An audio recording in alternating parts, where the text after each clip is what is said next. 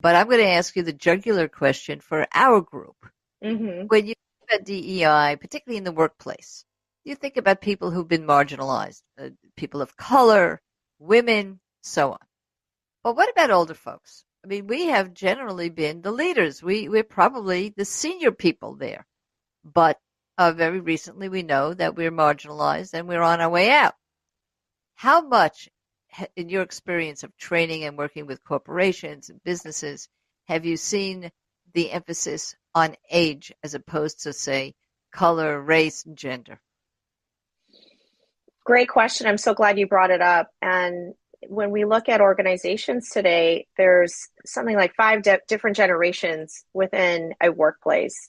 And when we think about baby boomers and we think about Gen Z, Gen X, millennials, and so on, what can happen is there's this overlap, not only of the different needs, but some groups get more attention. And as you said, some groups are, the outliers or maybe less in frequency. And so my work around DEI also has to do with a phenomenon called employee resource groups. And they are known as ERGs. And they are groups based in organizations around identity groups. It could be race, it could be gender, but it also could be generation.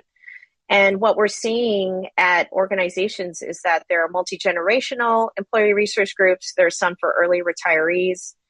And I want to say that there's definitely a need for more attention to older generations, to cross generational mentorship.